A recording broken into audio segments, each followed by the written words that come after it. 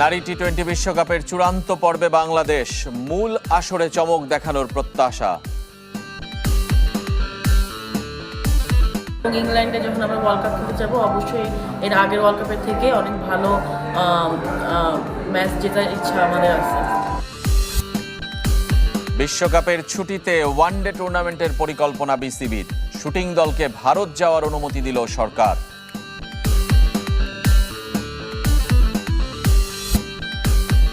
কাল ফিরছে সাফ চ্যাম্পিয়ন নারী ফুটসাল দল, খেলার সংস্কৃতি তৈরির আহ্বান কোচের।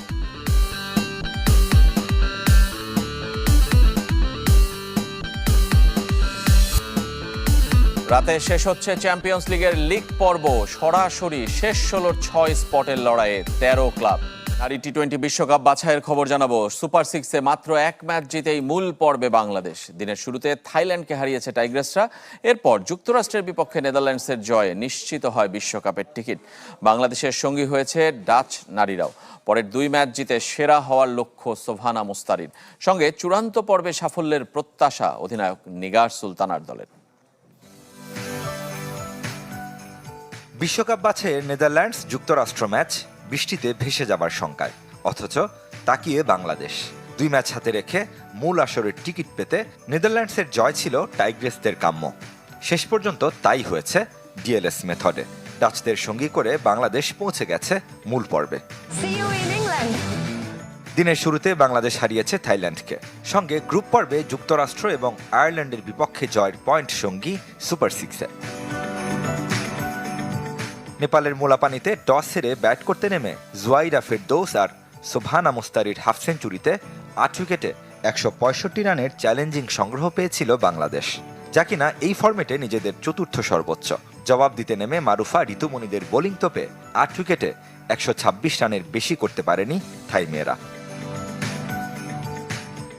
সুপার সিক্সের বাকি 2 ম্যাচে জয়ের ধারাবাহিকতা ধরে রাখার পাশাপাশি মূল বিশ্বকাপে ভালো খেলার লক্ষ্য বাংলাদেশ ব্যাটার সোভানা মুস্তারির। আমাদের মিশন এখনো কমপ্লিট হয়নি, আমরা এই টুর্নামেন্টে চ্যাম্পিয়ন হতে চাই এবং ইংল্যান্ডে যখন আমরা ওয়ার্ল্ড কাপ খেলতে যাব, অবশ্যই এর আগের ওয়ার্ল্ড কাপের থেকে অনেক ভালো ম্যাচ জেতার ইচ্ছা আমাদের আছে। আগের 9 আসরের 6টিতে অংশ নিয়েছে বাংলাদেশ। এবার 7ম অংশগ্রহণের সুযোগ এলো ঠিক সে সময় যখন জাতীয় দল বিশ্বকাপ থেকে সরে দাঁড়িয়েছে। জুনের ইংল্যান্ড ও ওয়েলস আসর খুলে দিয়েছে নতুন বিশ্বকাপের পথ। লিটন মোস্তাফিজদের মাঠে ফেরানোর পরিকল্পনা করছে বিসিবি। বুধবার ক্রিকেট বোর্ডে আলোচনায় বসেছিল ক্রিকেট অপারেশনস। টি-20 বিশ্বকাপ থাকায় কোনো দেশের সাথেই দ্বিপাক্ষিক সিরিজ খেলার সুযোগ নেই টাইগারদের। আগামী বছর ওয়ানডে বিশ্বকাপ নিয়ে এখন থেকেই কাজ শুরু করতে চায় ক্রিকঅপস। জাতীয় নির্বাচনের পর একটি ওয়ানডে টুর্নামেন্ট আয়োজন করতে পারে বিসিবি। আর আগামী সপ্তাহে জাতীয় দলের ক্রিকেটারদের নিয়ে ফিটনেস ক্যাম্পের চিন্তাও করছে বিসিবি। আরও শক্তিশালী হতে পারত বাংলাদেশের ক্রিকেট কূটনীতি। শ্রীলঙ্কায় গিয়ে বিশ্বকাপ খেলতে না পারা বিসিবির হার, এমন মন্তব্য করেছেন সাবেক পরিচালক খালেদ মাহমুদ। আশ্বাস দিলেও শেষ পর্যন্ত পাকিস্তান ক্রিকেট বোর্ড পাশে থাকবে কিনা এ নিয়ে সংশয় তার। ক্রিকেট বোর্ডে গৃহযুদ্ধ, নেই সমন্বয়, কথা আর কাজের মিল। পরিচালকদের বেফাঁস মন্তব্য, কারো বিরুদ্ধে ফিক্সিংয়ের অভিযোগ, কেউ নীরবে ছেড়েছেন পরিচালক পদ। ভারতের বিকল্প হিসেবে শ্রীলঙ্কায় গিয়ে বিশ্বকাপ খেলতে চেয়েছিল বাংলাদেশ, সেটাও হলো না। নিরুপায় হয়ে বৈশ্বিক আসর বয়কট। অনেকের মতে ক্রিকেট কূটনীতিতে বিসিবি চরম ব্যর্থতা। কারচুপি ক্রিকেট বোর্ড অনেকে এরকম কিছু কথা বলে, যেই কাজটা করার উচিত একটা ক্রিকেট বোর্ড ডিরেক্টর হিসেবে, সেই কাজটা করতে ওরা মনে ব্যর্থ হচ্ছে বারবার। বিসিবিকে পাশে থাকার আশ্বাস দিলেও পাকিস্তান ক্রিকেট বোর্ডের অবস্থান নিয়ে যথেষ্ট সংশয়। আইসিসিকে চাপে ফেলতে কঠোর সিদ্ধান্ত নিতে পারবে কি বিসিবি? পাকিস্তান তো আমাদের পাশে থাকবে কি থাকবে না এর আগে কতবার ছিল, কারণ আমরা জানি না। যাদেরকে আমরা বলি যে আমাদের এত শহীদ রক্তের বিনিময়ে বাংলাদেশ স্বাধীন, তারা আমাদের কতটা পাশে দাঁড়াবে সেটাই সবচেয়ে বড় কথা। কিন্তু এখন দাঁড়াচ্ছে, সময় মতো আবার দাঁড়াবে কিনা সেটাই হলো সবচেয়ে বড় কথা। তবে নিজেদের নড়বড়ে অবস্থান আড়াল করতেই সাকিব আল হাসানের প্রসঙ্গ সামনে টেনেছে বিসিবি, দাবি খালেদ মাহমুদের। আমাদের ডিপ্লোমেসিটা আরেকটু স্ট্রং হতে পারতো হয়তো বা।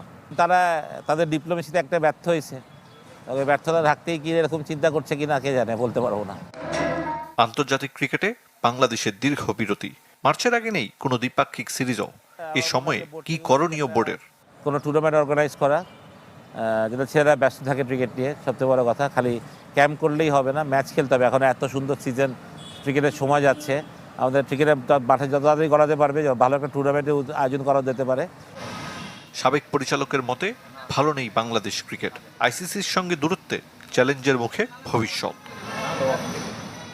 আইসিসি থেকে সুসংবাদ পেলেন মুস্তাফিজুর রহমান। বোলারদের টি-20 র্যাঙ্কিংয়ে 7 নম্বরে উঠে এসেছেন কাটার মাস্টার। 665 রেটিং পয়েন্ট নিয়ে এক ধাপ এগিয়ে পেছনে ফেলেছেন ওয়েস্ট ইন্ডিয়ান স্পিনার আকিল হোসেনকে। যদিও আয়ারল্যান্ডের বিপক্ষে হোম সিরিজে 3 ম্যাচে মাত্র 3 উইকেট নিয়েছেন তিনি। এদিকে টেস্টের অলরাউন্ডার র্যাঙ্কিংয়ে উন্নতি হয়েছে মেহেদী হাসান মিরাজের। 299 রেটিং পয়েন্ট নিয়ে বেন স্টোকসের সাথে যৌথভাবে 3 নম্বরে এখন এই স্পিন বোলিং অলরাউন্ডার। ওয়ানডের অলরাউন্ডার র্যাঙ্কিংয়ে অবশ্য পরিবর্তন নেই মিরাজের, আছেন 4 নম্বরে। বিশ্বকাপে অংশ না নেয়ায় দলের সাথে প্রভাব পড়বে ক্রিকেটারদের র্যাঙ্কিংয়েও।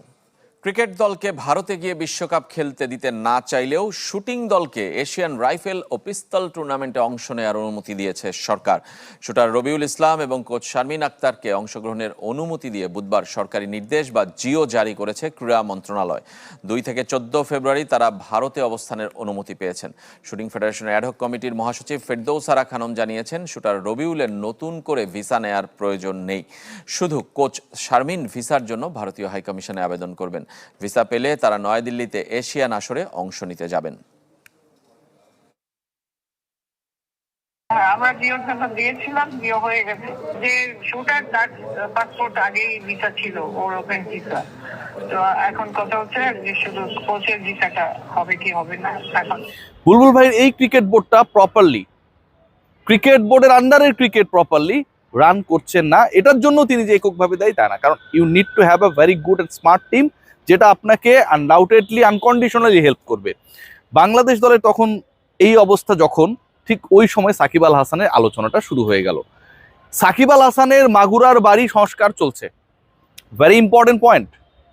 সাকিব আল হাসানের মাগুরার বাড়ি যখন সংস্কার চলছে, সাকিবের অলমোস্ট সবার ফ্যামিলি সবাই যখন অবস্থান করছে যুক্তরাষ্ট্রে, একদমই ফার্স্ট ব্লাড যারা, সেই সময়টায় তার মাগুরার বাড়ি সংস্কার করা বা এরকম একটা খবর আসা, এটা ডেফিনেটলি অনেক কিছু অ্যাড করে। এটা অ্যাড করে বাংলাদেশ ক্রিকেট বোর্ডে সেদিনের আগ্রহের কথা, এটা অ্যাড করে বাংলাদেশ সরকারের তার ব্যাপারে কোনো একটা অবস্থানের কথা, এটা অ্যাড করে আমজাদ ভাই গতকাল যে কথাটা বলেছেন যে সাকিবের সাথে ডিসকাশন ইজ অন, চলমান। বাংলাদেশ ক্রিকেট বোর্ড এর আগে সাকিবের ফোন ধরাটাকেই মনে করতো একটা বিপদে পড়তে পারে, যদি কেউ কোনো জায়গা থেকে নজরদারি করে সাকিবের ফোন কোন ডাইরেক্টর ধরছে, এরকম একটা বিপদ আপদ হতে পারে। সেই জায়গা থেকে বেরিয়ে সাকিবের সাথে এখন openly Bangladesh cricket board connected, openly কথা হচ্ছে, ওপেনলি মিডিয়া সেটা জানাচ্ছে, openly despite being ex MP Shakib Al Hasan তার বাড়ির সংস্কার কাজও তিনি এগিয়ে নিতে পারছেন। বাংলাদেশে অন্য কোনো এমপির ক্ষেত্রে এটা কতটুকু applicable, I have that doubt, যারা এক্স এমপি ছিলেন। So Shakib Al Hasan is coming. Shakib Al Hasan আসছে আবার খুব ইন্টারেস্টিংলি যেই সিরিজটায়, সেটা হচ্ছে পাকিস্তানের এগেনস্টে বাংলাদেশ খেলবে আফটার দ্য ইলেকশন। আপনারা সবাই জানেন যে পাকিস্তান বাংলাদেশে আসবে, এবং পাকিস্তান বাংলাদেশে আসছে কোন সময়টায়? বাংলাদেশ যেই বিশ্বকাপ থেকে কুইট করলো, পাকিস্তানও সম্ভবত সেই পথে রয়েছে, সেই আলোচনা আমি আসছি। ঠিক ওই বিশ্বকাপ শিডিউলের পরপরই পাকিস্তান আসবে। আমি কেন বললাম যে মিনিমাম 1 মাস, ম্যাক্সিমাম আরো 15 দিন এক্সিড হতে পারে। ধরুন পাকিস্তানও যদি বিশ্বকাপ বয়কট করে, তাহলে পাকিস্তান আরো আগে বাংলাদেশে আসবে।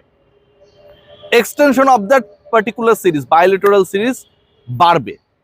পাকিস্তান বাংলাদেশে এসে পাকিস্তানের ক্রিকেটারদেরকে, ইন্টারন্যাশনাল ক্রিকেটারদেরকে বিজি রাখবে, এবং বাংলাদেশ যেহেতু চাচ্ছে সাকিবকে খেলাতে, সাকিব যেহেতু চাচ্ছে বাংলাদেশি জার্সিতে খেলতে, বিসিবি যেহেতু এখন অনেক বেশি সাকিবের প্রশংসায় পঞ্চমুখ, সেটা যে কারণেই হোক না কেন,